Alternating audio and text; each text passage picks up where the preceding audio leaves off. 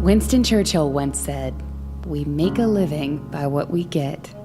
We make a life by what we give." In the arms of Satan.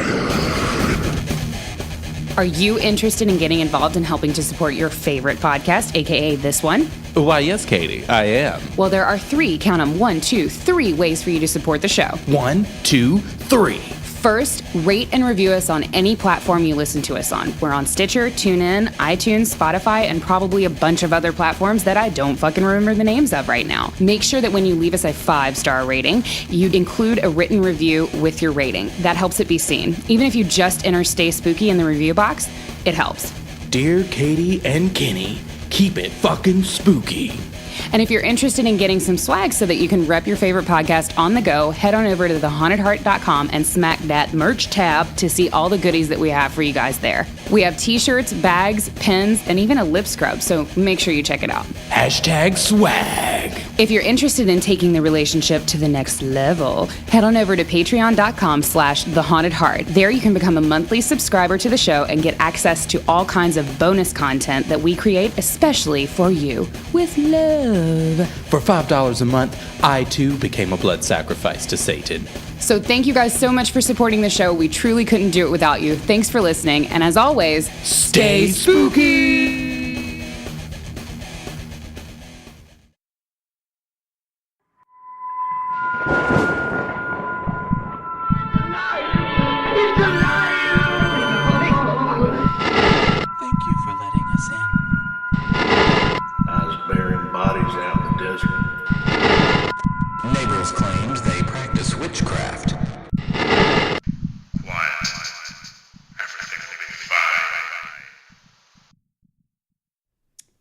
Hello, Haunted Heart fam. Hey, how the hell are ya? You doing all right? You doing good? I hope so. We hope you're doing good, baby. Because we're struggling over here today. Yes, we are. This is the second time we've recorded this intro. Oh, yes. Patreon, you've got some blooper content headed your way yes, right now. Yes, you do, motherfuckers. Whoa. So now that the lambs have stopped screaming. Literally. Wait. Go ahead. I was just going to let them know our sage tried to warn us. Our sage burned extra long today. Yeah, the sage that we always smudge before we get started on an episode. And today the sage was impossible to put out. Listen, she knew. We need all the help we can get over here. Mm-hmm. She was like, let me just keep burning over here in this mortar. I'm fine. She would not go out. She kept putting out. Quite like Katie. Kept putting out. And yeah, it's been an interesting time trying to get this episode recorded. It has, but now we are locked. We are loaded. We are here with you. And we are ready to just fucking dig. Well, before we get started, how was your week, babe? My week? We never talk about your week. How was my it? week? I work retail. I'm going into holidays. I've discussed this. From now until January, end of January, just assume that my life fucking sucks. Always. True. 120%. 120%. 120%.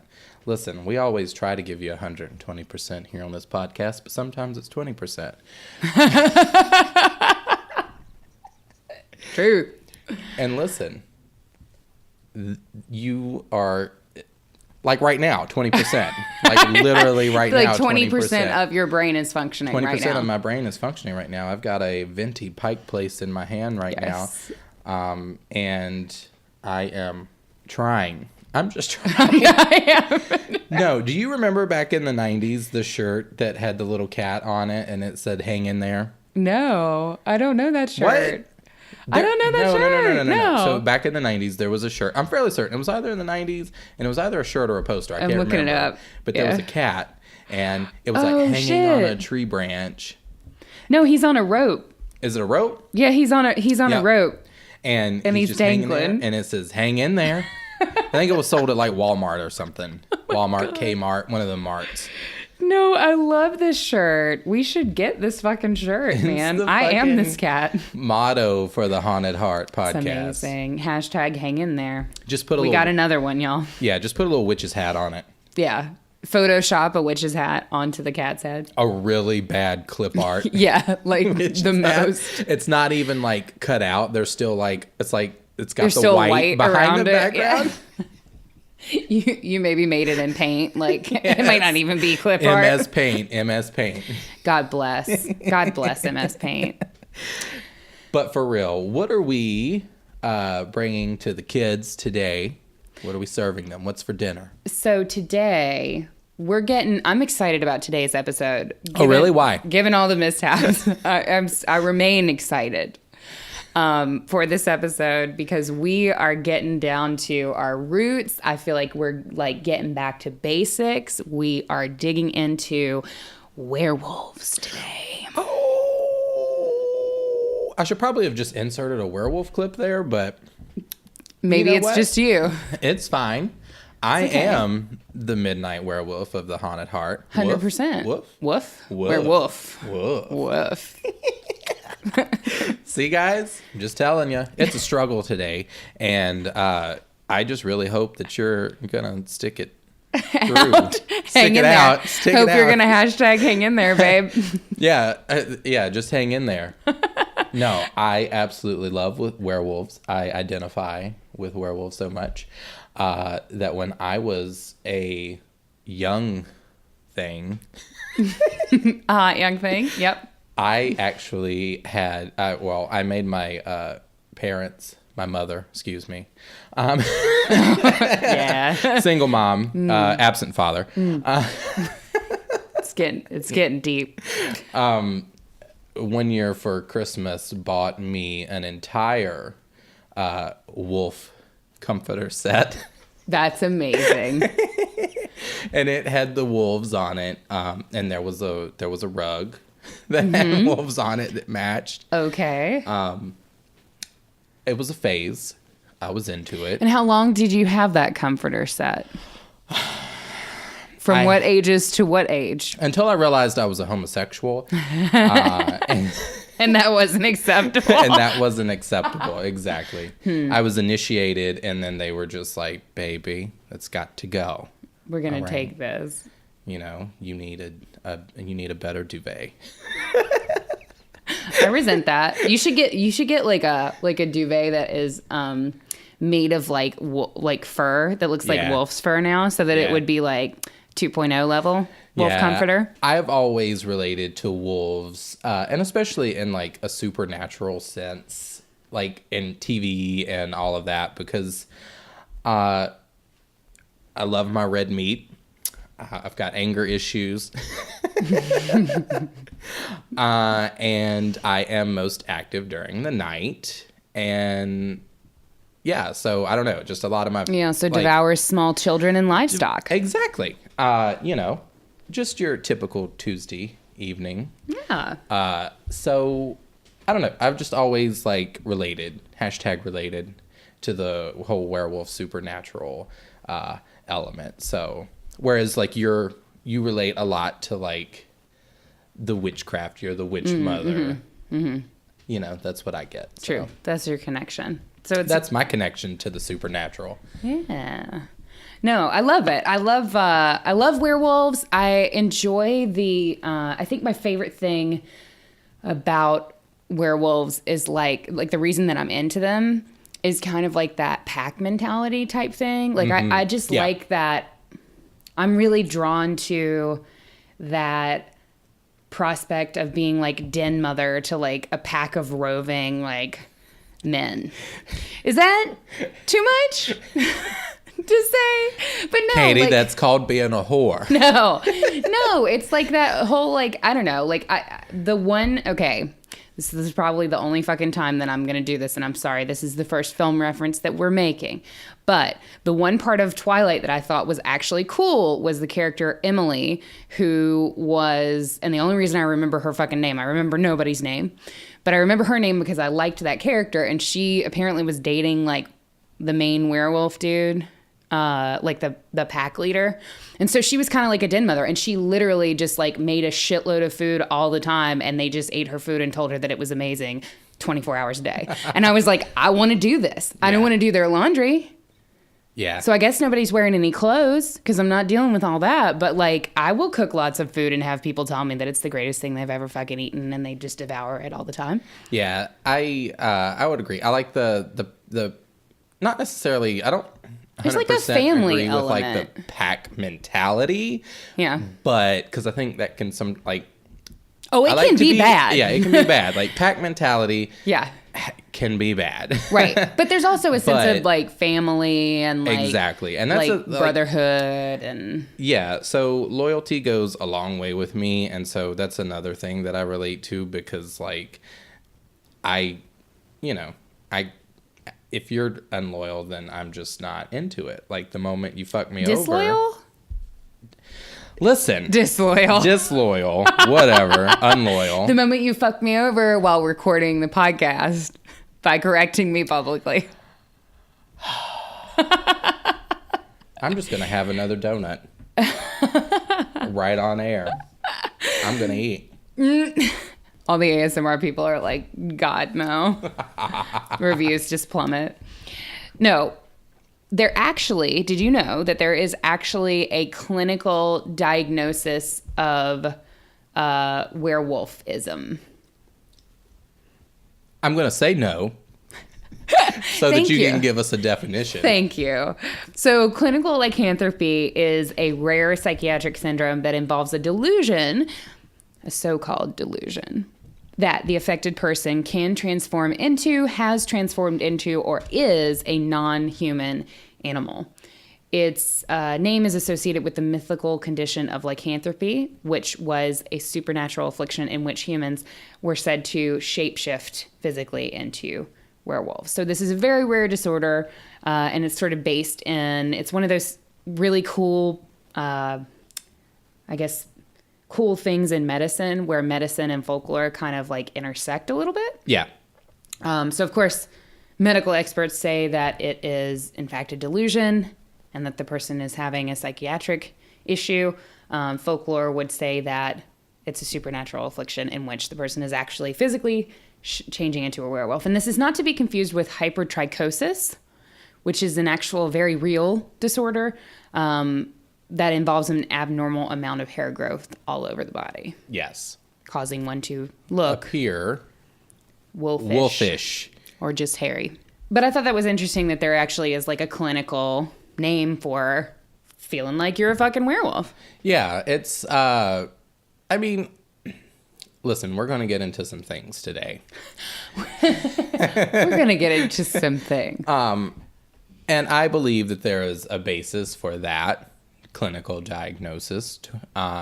And, well, obviously, because it's probably been peer-reviewed and all of that. For sure. I think it was, in fact, the result of many hundreds of years of listen, I'm just saying, of study on the part of medical professionals. But we also agree as podcasters. Given my professional experience as a podcaster in speaking with or about true crime, the paranormal, superstitions, that sort of thing, the supernatural side of life, I would have to agree. Great. We'll write the World Health Organization and let them know that we're in agreement, that we concur. Listen, World Health Organization, I, co-host of the Haunted Heart podcast, do agree. I concur. So the reason that clinical lycanthropy has been, that diagnosis has been developed is because throughout the ages, there have been historical cases of lycanthropy throughout Europe, even some cases in North America. Wait, but how do they treat that? So doctor's like, yeah, you've got clinical lycanthropy. Then what? Well, in most cases, unfortunately, they locked you away either in a sanatorium or in a, not a church, but like a... What's the thing that's like where the monks live? A monastery? Yeah, they lock you away in a monastery or a sanatorium or jail or, of course, tried and true, they burn you at the fucking stake. Yeah. So there's not a pill. No. Look, it's 2018. We've had all kinds of medical research and we've had advances in technology. Why do we not have a werewolf medication? Isn't there a lycanthrazole pill? Why isn't there? I'm just saying. Why haven't we been working on this? Lycanthrazole. It'll help you. I guess we can. I love it.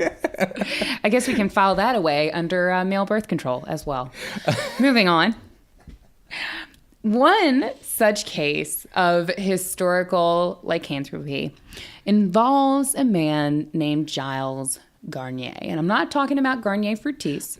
I was going to say, this is kind of perfect. Yeah. I mean, it'll have your hair smelling delicious, but it'll fuck it up, girl. Don't use that shit. Garnier Fructis. Mm-hmm. That money you'd be saving when you go to the CVS to buy it. It's got sulfates. It does. Don't fuck with sulfates. But no, Gilles Garnier was a man who was born. He was a woodsman. He was a man that was born. Man. He was a man who was born of woman. Oh my God. Any Macbeth fans will get that one. It's probably a buried joke there. Anyway, France. People are like, what? We're in France, people. We're in France. We're in the village of Dole, Dole. Like the fruit? Like Bob Dole. Yes. You're just so funny this episode. There's just so many references. Dole fruit, Garnier fruit. Struggle. So, I know, you have me doubting my fucking story now. So we're in France sometime in the late 1560s, early 1570s. Gilles Garnier is working as a woodsman. Now, not a lot is known about him up until our story begins. Not a lot is known about his childhood. At some point, he was fucking born. It was during the 100 Years' War, I think. Don't fucking quote me on that.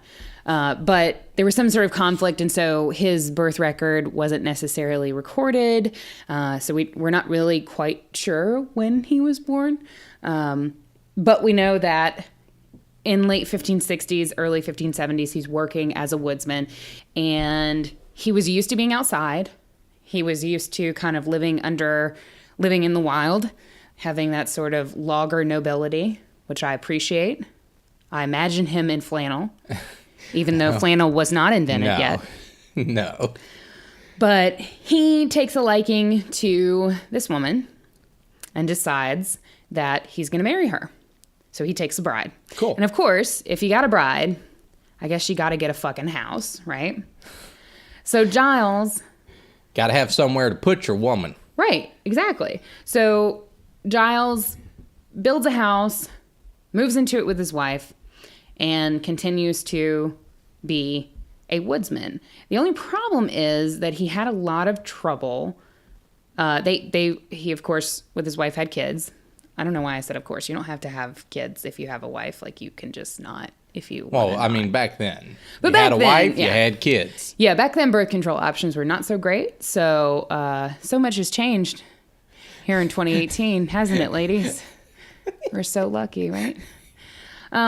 Anyway, Gilles and wife have a couple kids. I think they had like 4. And Gilles found it increasingly difficult with each new kid to provide food for the family. So he's got this wife, he's got these kids. He is just a simple outdoorsman. And they're bitching that they're hungry all the time. And that they need fucking food and clothing and shelter and Dad, shit. I need food. I'm hungry. And right. Basically, fucking all Gilles. are. Yes. So the pressure is mounting around Gilles, and he's having a lot of difficulty meeting their needs. And at the same time, right around the same time, the village starts to notice that kids are going missing. They are either disappearing in the night, being taken directly from their bedrooms, or young women who would walk to and fro different houses, delivering food and caring for the elderly, they would disappear on their journeys. And some of these children were later found dead by the villagers. And when they would be found, they were reported to have been mutilated. Their corpses looked like they had been mutilated by some sort of large animal. And there were a couple reports of a large wolf that was witnessed to be prowling around in the forest on the outskirts of town. So it being the 1500s, the authorities, of course, believe it to be a werewolf, naturally. Yes. And the Franche-Comté province issued a decree to everyone in the region to hunt down and kill the creature. So packs of villagers began sort of combing the woods looking for this creature who was stealing and mutilating children.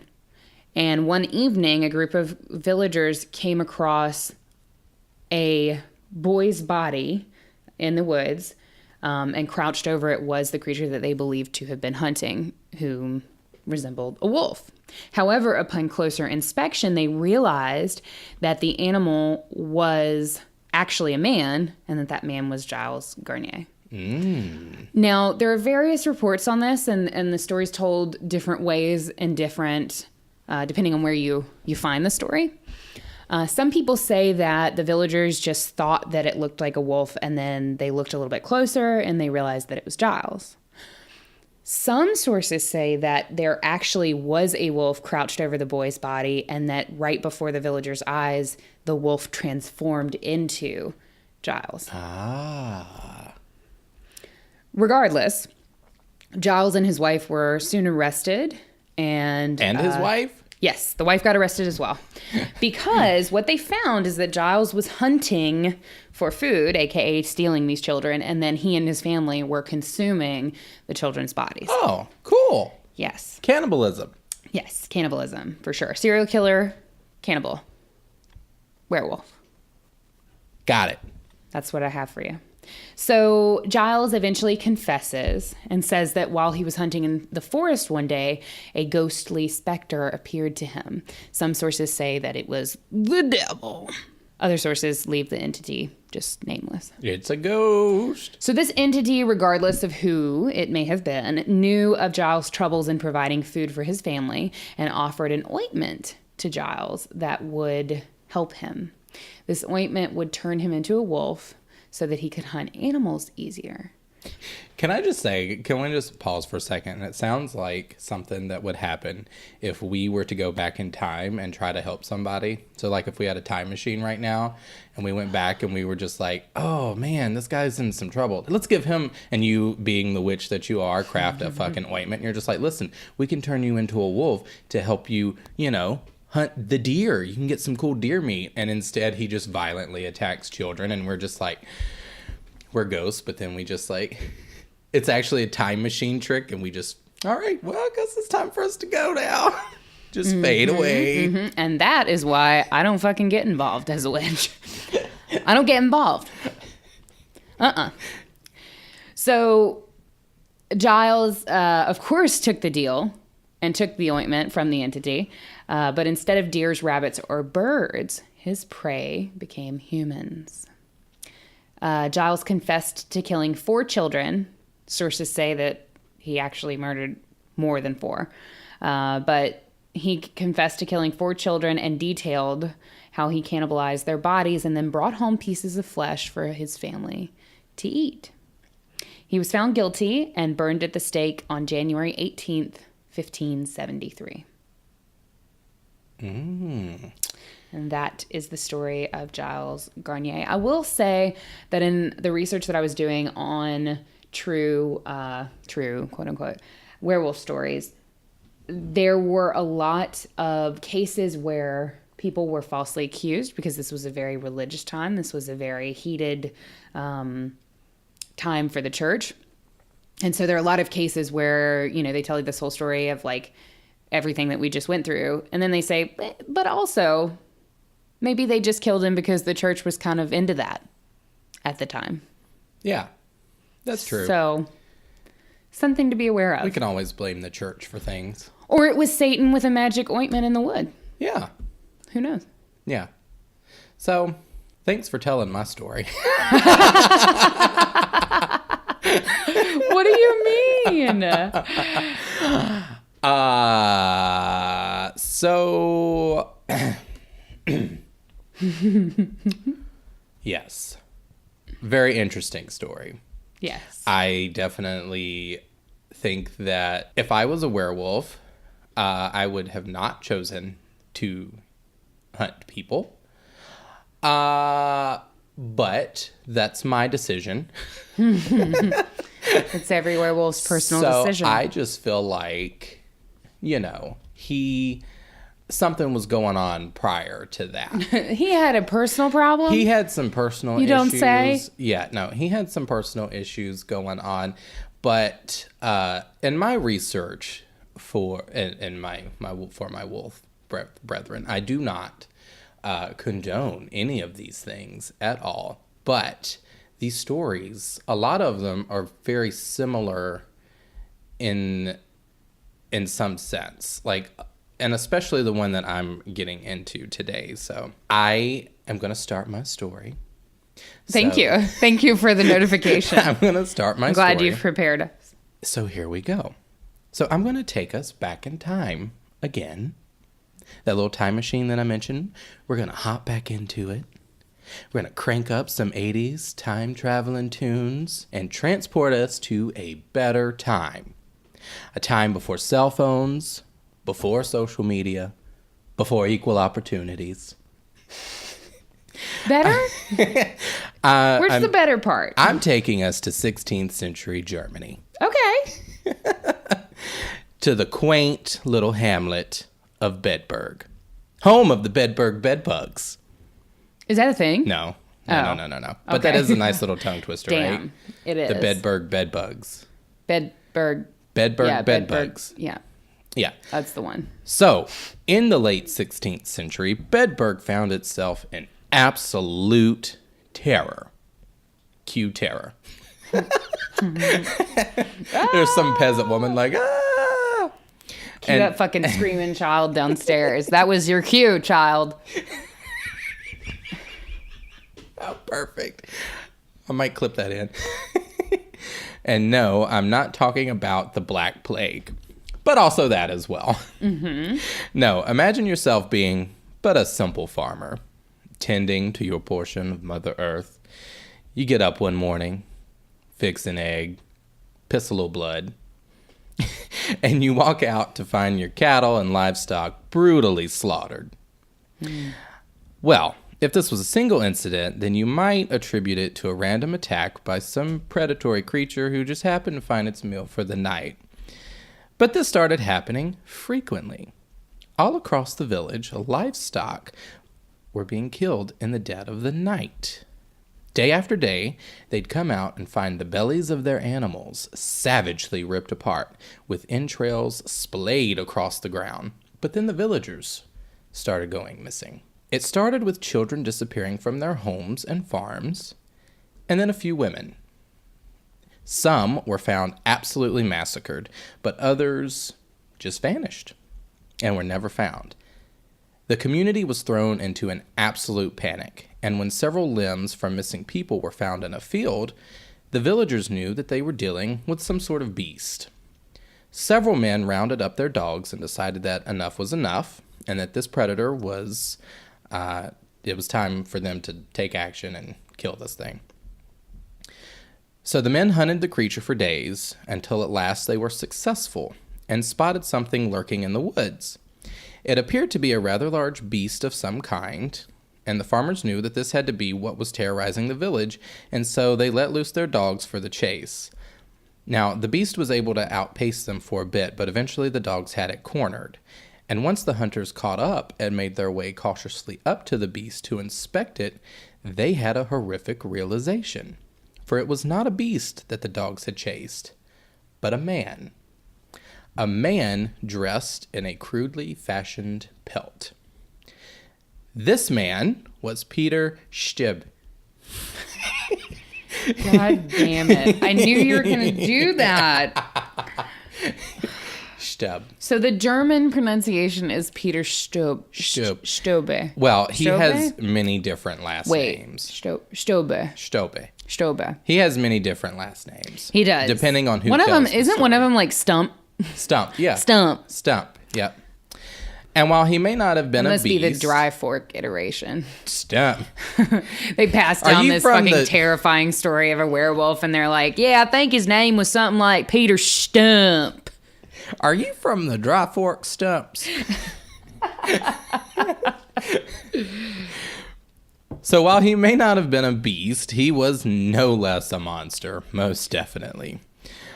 Peter was born around 1525, though that is a rough estimate, as most of the church records of the time were destroyed in the 30 Years' War. He was a wealthy farmer and a well-respected member of the community. He was a widower and had 2 children, a 15-year-old girl and a boy of unknown age. But that was just the face that he put on for the world. In reality, he was a serial killer with an insatiable bloodlust. At the age of 12, Peter claimed that the devil gave him a magic pelt. Now, some stories say belt, but I'm making it pelt because that makes more sense. I had read both. I had read that he was like out doing all his shenanigans wearing the skin of a wolf, which would be pelt. I feel like belt might have been like a transliteration error because people are dumb. Yeah, belt, pelt. I'm going to assume that it was a pelt. So yes, he claimed that the devil gave him a magic pelt, which when worn, allowed Peter to turn into the likeness of a great and mighty wolf. And when he took it off, he could return back to his human self. Sounds pretty cool, right?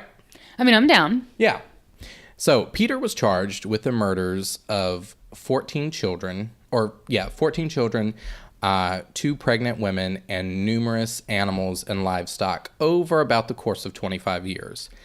And these are not just run-of-the-mill murders. Like, these were pretty brutal. The young girls were found to have been sexually assaulted before he tore them apart. Oh, and I should give a trigger warning, I guess. The crimes are pretty intense. So with the 2 pregnant women, he ripped open their bellies and tore the fetuses from their wombs and ate their hearts, which he later described as dainty morsels. Blech. Some of the children had been strangled, bludgeoned, throats slashed open, and their bodies disemboweled and consumed. In one instance of a triple murder, Peter saw 2 men and a woman taking a walk just outside the city walls of Bedburg, and he crouched hidden out of sight behind some brush. He called out to one of the men by name with the pretense that he needed help with some lumber, and when the young man joined him out of sight of the others, Peter bashed his head in. When the man didn't return, the second young man went looking for him and was likewise killed. Fearing danger, the woman began to flee, but Peter managed to catch her. The men's battered bodies were later found, but the woman never was. And it was thought that Peter, after raping and killing her, might have eaten her completely. Yeah. So, at least one child was lucky enough to have escaped an attack. Several children were playing in a meadow among some cows. Peter ran after them, grabbing one small girl by the neck. Just imagine how terrifying that would be. If he just snatches you up by the neck. Well, no, but you're just like playing in a field, with other children and this fucking the cows. Crazed, demonic-looking man with like psycho eyes, and like I'm sure he had a pallor. Yeah. And like with this fucking wolf pelt wrapped around him, just emerges from the woods. Yeah. Because it's not a cosplay, because it's like the fucking 1600s. Yeah, no, it's just this fucking crazy vision of terror. Yeah, vision of terror. And Peter himself, from the pictures that I saw, he was a strange looking man anyway. Yeah, just imagine how terrifying that would be. So as the other children ran away, thanks guys. Kenny and Katie ran away. Thank you. Great. Peter tried to rip her throat out, but his fingers were prevented from doing so by her stiff high collar. Thank you, late 16th century women's fashion. This gave her time to cry out. The cry alerted the cattle, which feared the safety of their calves and began charging. So Peter kind of like released the girl and fled, and the girl survived. Now, it's not known if she or any of the other children were able to identify Peter later. Perhaps his most fiendish murder, though, he reserved for a member of his own family. So Peter was said to have had an incestuous relationship with not only his sister, but his own daughter, who he had actually impregnated. Yeah. So he murdered his son, his firstborn, and Peter led the boy into the forest, killed him. What age was he? It doesn't identify. Like, I couldn't find any information on what the boy is. Weird that he let him live for a while, but then decided he was going to kill him. Yeah, you know? So we know the girl was around 15-ish, like early teens. But there's really no information on how old the boy was, but they did describe him as his firstborn. So I would say maybe a little bit older than 15. Weird. So a young adult, maybe. I'm not sure. But he led him into the forest, killed him, and then ate his brains. Yeah. I just want to say, don't fuck your children, people. No. And don't kill them either. Like, just don't. No. Neither one of those things. I'm gonna. Yeah. No. That's a hard no. Yeah. Just don't. That's just a hard don't. no. Yeah. So Peter was a little cocky. He thought that he was pretty much invincible. Was he cocky or was he just fucking insane? No, I think he was probably a little like, because he thought he was the shit. He thought he was the big bad, right? Because he had this magic pelt. And so he was later described after he was caught. People, mentioned that, how he would walk through the town sort of in a very weird manner and would often make it a point to salute the friends and families of those that he had killed, while nobody suspected a thing. So to me, that gives a sense of yeah, I don't know. So when the news broke, he obviously earned the moniker of werewolf by the townspeople, and it was only when he was being tortured that he confessed to all of the killings and his dabbling in black magic to turn into a wolf. And it was because of the fact that he only confessed while being tortured that some people claim the possibility of his innocence. So as you mentioned before, at the time, there's a lot of religious rivalry going on, right, especially between the Protestants and the Catholics. As per usual. Yeah, religious war. Yes, yeah. Murder in the name of Jesus Christ. Yeah, Love it. The same dude, though. Like Catholics, Jesus, Protestants, also Jesus. Yeah. Why we murdering, folks? Who knows? That's why I don't do religion. And then there's all of Bedburg that's just could you guys just leave?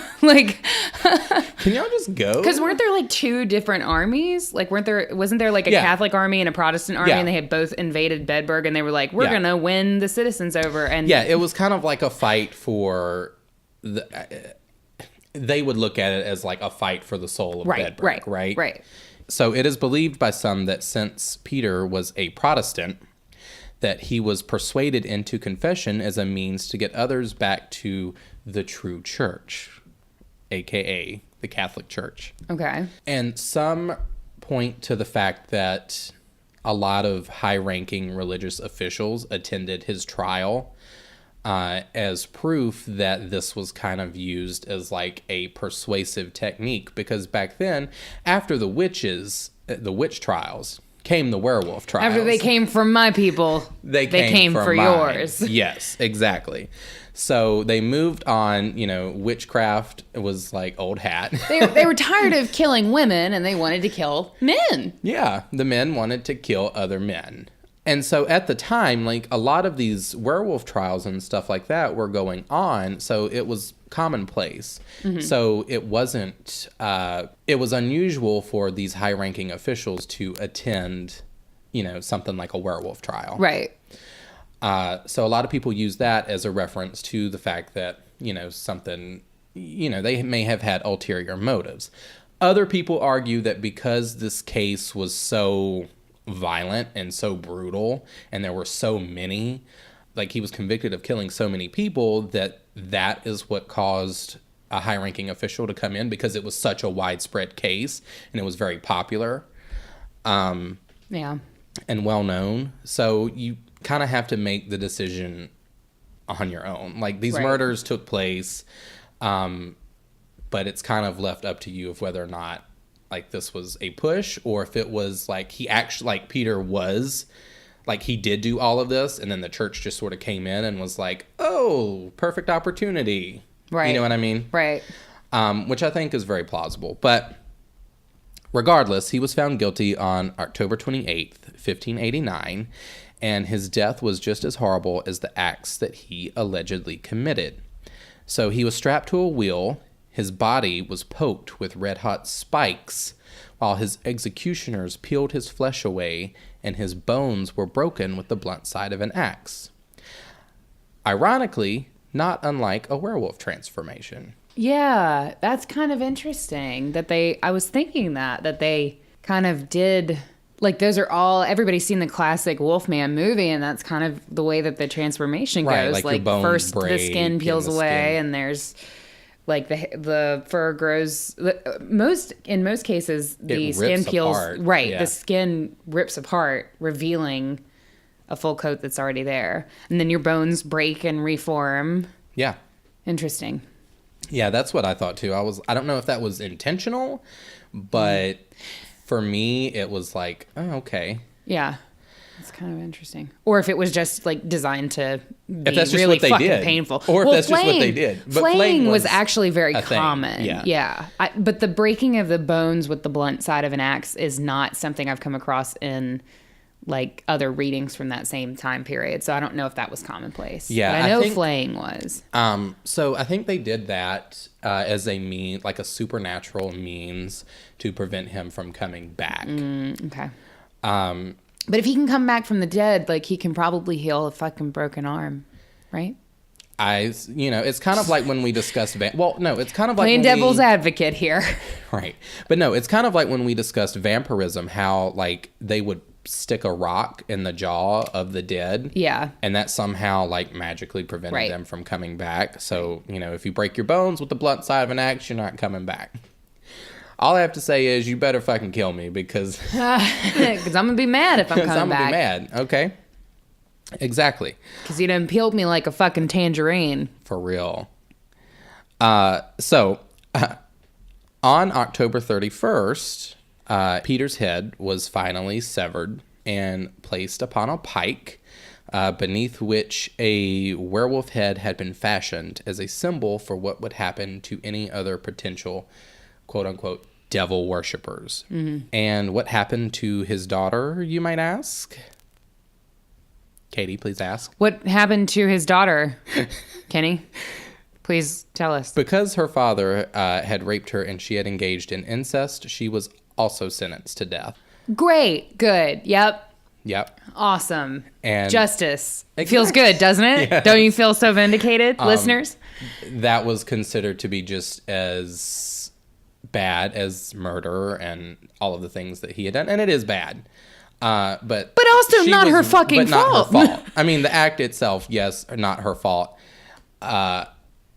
So on October 31st, she was also burned at the stake as well for her Just act, existing. For just existing. Literally just existing. Literally Yeah. just existing and being victimized by someone. Great. Yeah. Good. Awesome. So Gotta love that that is the story. 1600s justice. That is the story of Peter Stubbe. Stubbe. You Peter just- Stump. Well, that's that story of Peter Stump. Damn it. Good. I liked that. That was a good one.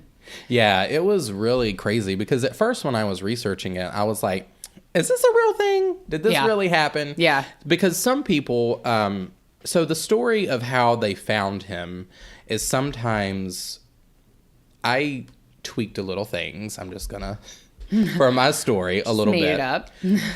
No, because some people, that part is often used as the supernatural element of it, because some people say that when the hunters like found him, or they actually saw a wolf and saw him transform. Right. Kind of similar to Gilles Garnier, where it kind of goes either way. Yes. Yeah. So that was used. The church, I feel like the church used that as like a supernatural element. Like, no, he transformed into a wolf.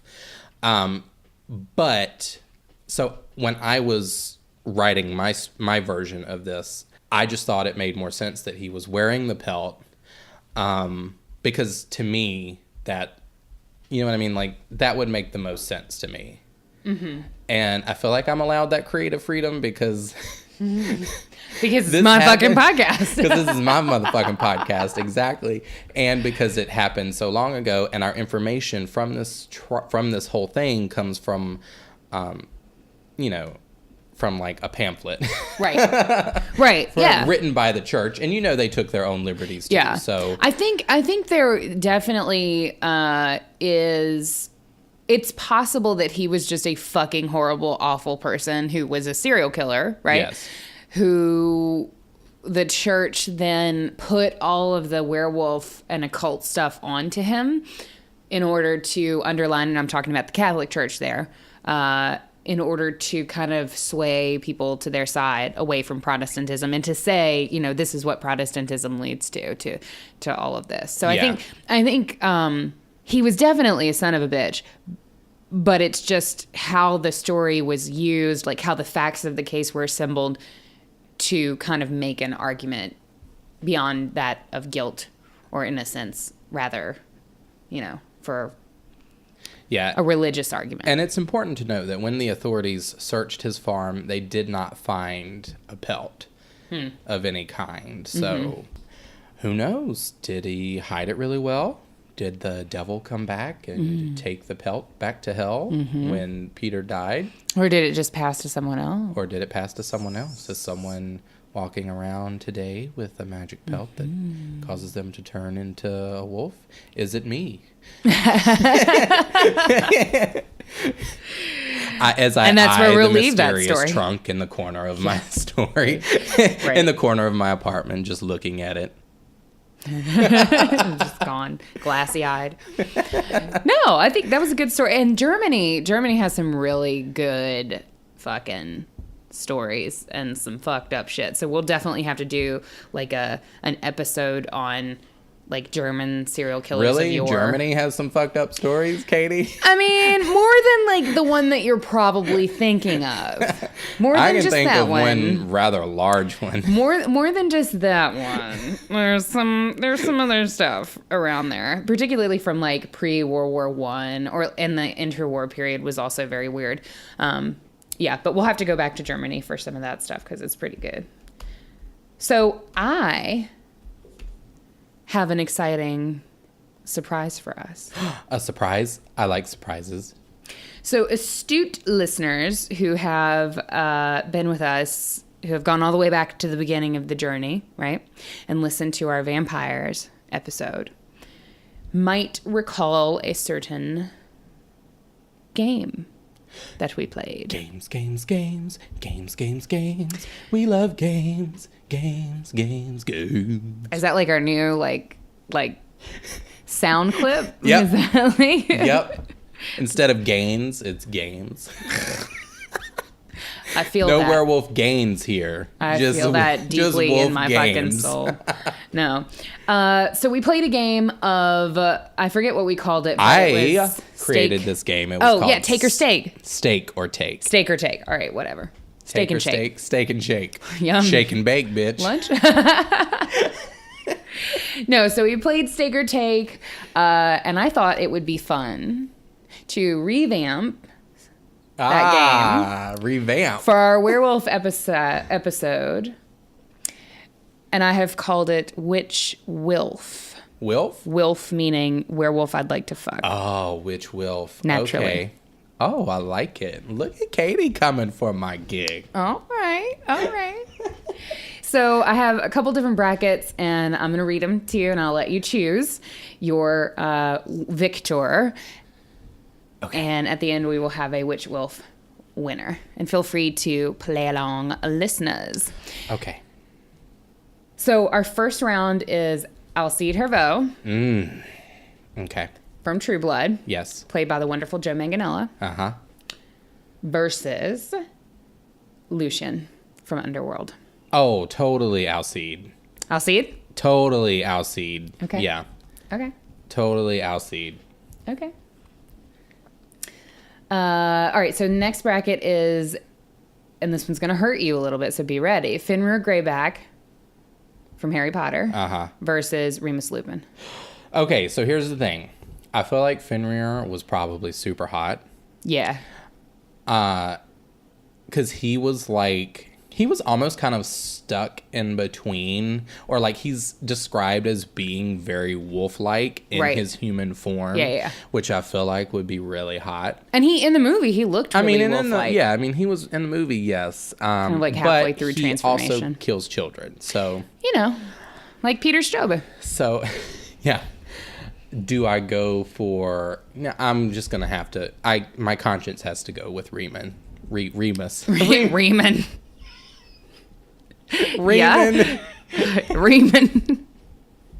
Can I fuse the two? No, I love Remus, actually. I love him a lot. But did you know that the actor who played Fenrir Greyback in the movies actually died?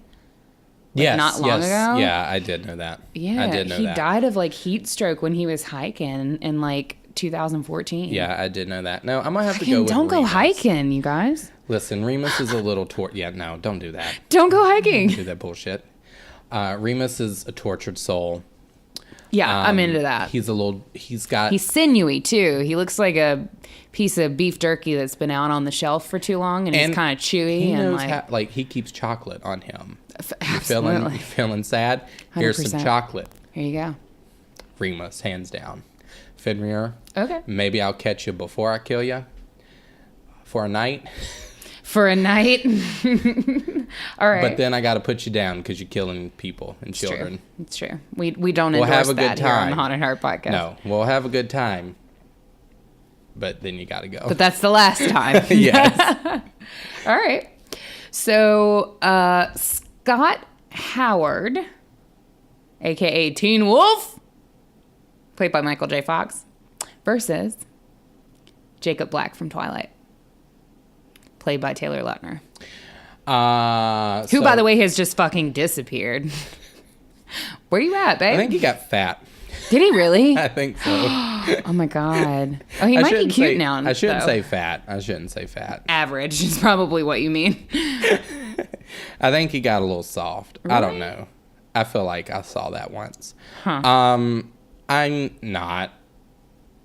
I'm going to have to go with... I'm going to have to go with Jacob. Jacob? Yeah. I'm not a... Yeah, I'm not the biggest Michael J. Fox fan. Really? Oh, yeah, I love him. I'm just not... He's not my vibe, really. So, yeah, I'm going to have to swallow my pride a little bit and go with Jacob. I think that's the first one I disagree with you on, because I love me some Teen Wolf. Let's get it. I'm going to have to go with Jacob. Okay. At least I know he'll protect you. I don't think he's protecting shit, man.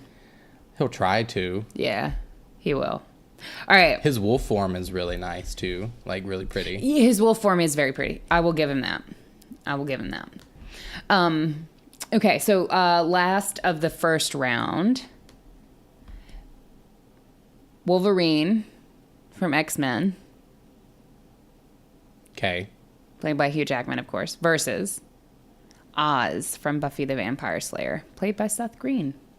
Okay, so here's a confession. I've never watched Buffy the Vampire Slayer. So I don't know that character. I can fucking hear the derision coming for you. Here, let me show you a picture. I watched the movie.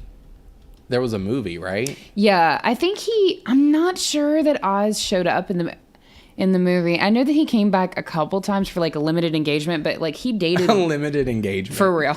No, he dated Willow before she came out.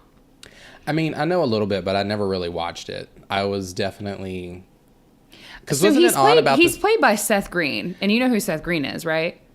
This dude. Yes. Oh, yeah. It's an unusual choice, but still good. Yeah, I'm gonna have to say Wolverine. Yeah. Give me some Wolverine. Yeah. Hugh Jackman. Although he's a sweetheart, but it's not a fair fight. No. Wolverine. Most definitely Wolverine. All right. Okay, so as all of our listeners have now shunned me for not listening sure. to Buffy. No, wasn't Buffy on at the same time as Charmed? I think they overlap. Or they overlap. I believe. Yeah, I mean, I was definitely I was into the Charmed. I never got into Buffy the Vampire Slayer. I was never a huge Sarah Michelle Gellar fan. Charmed is definitely my preferred series if I'm comparing the two, but why would we do that? But Buffy's pretty good, actually. I might have to watch it. Yeah, we can go back and do like a Buffy rewind. That would be cool. All right, so now we have to narrow down your choices. So Alcide Herveau. I know, this is when it gets fucking hard. Alcide Herveau versus Remus Lupin. Fuck. Choose your victor. See, this is hard. I know. This is really hard. I know. Now you know how I felt on the vampire episode. You know what? This hurts me. Because you're a huge Potterhead. Yeah. This hurts me, but I'm going to have to say goodbye to Remus Lupin. Tragic. This is sadder than the ending of the book. I'm going to release him. I'm going to release him so that he can be with his dead wife. Did you just fucking say that you're going to mercy kill him? Yes. Yes, make yourself feel better, you piece of shit. We don't condone killing. Unless it's for mercy. No, not at all. How Joss Whedon of you. No, I just feel like it's Alcide, man. Yeah, I know. Like, I understand. If there ever was a werewolf god, maybe I feel like it would be him. Down in Jackson, Mississippi, just being hot AF. Uh-huh. All right, so that leaves Jacob Black versus Wolverine. Bye, Jacob. Thank you, next.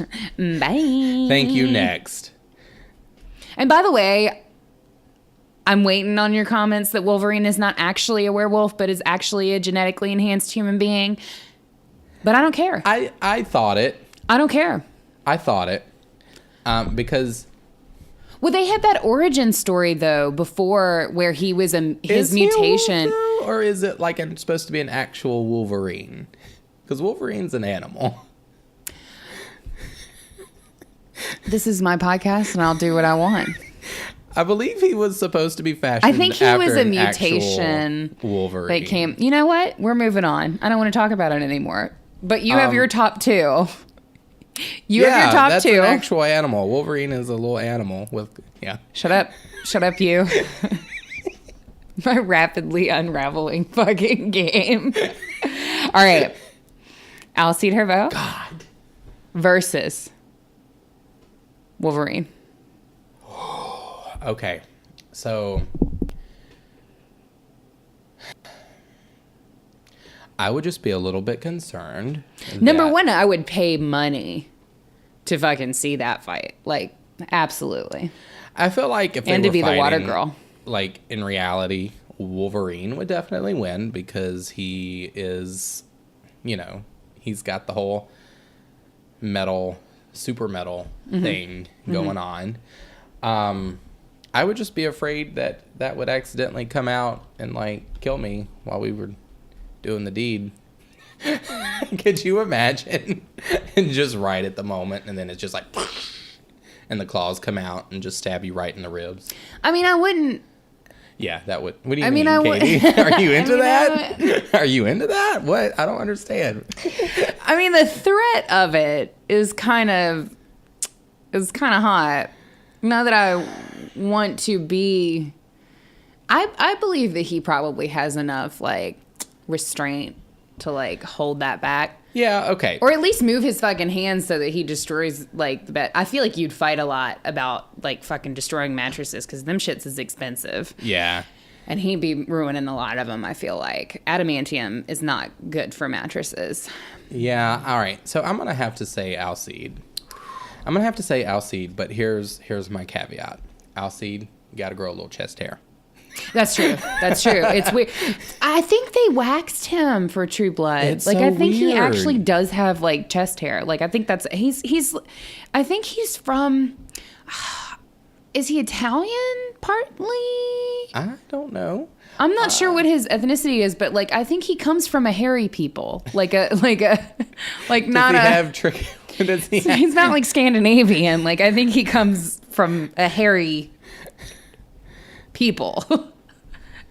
Yeah. Is he Italian or is he like I don't know. His name looks Italian. I mean, obviously, like he's an American dude, but I'm just wondering. Joe Manganiello. That sounds Italian to me. Right. I don't know. You guys tell us. Let's see. Hold on. Let us know. I mean, he can grow a beard, so like I feel like he can probably grow. He was born in Pennsylvania. Well, yeah. No, I know, I know. he's not. Yeah. Yeah. Yes, he is of Italian descent. And his mother is of Armenian, Austrian, and Croatian. Yeah, so ancestry. they were fucking lying to us on True Blood. That motherfucker has a full chest of hair. I think he has a full lot of things of hair. I think hair is a common theme in his life. Yeah. In a lot of places. I'd like to find out which places specifically. No shade to Sofia Vergara. Yeah, I need something because the whole slick as a board thing, like that's my caveat. Okay. That's my caveat. But I'm riding off into the sunset with Alcide today. Okay. Yeah, totally. Yeah.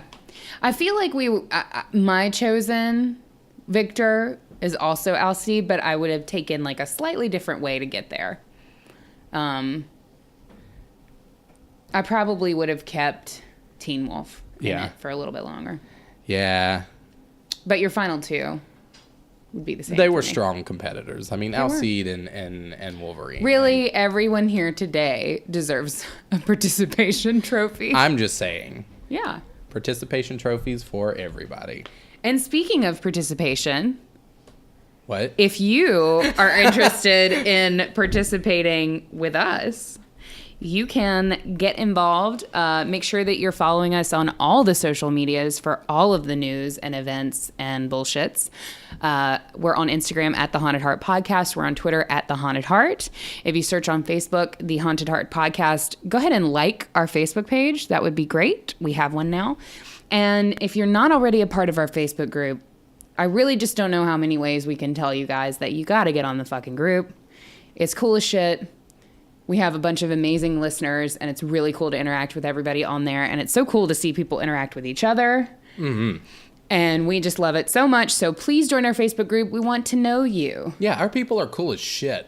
Right. Like, they're way much cooler than us. Exactly. See? 100%. That wasn't even planned. No. That wasn't edited. That was raw. That was real. That was here to tell you that Katie and I realized that we are trash. 100%. And that y'all are way better than us. You guys are the talent. We are the trash. Yes. Exactly.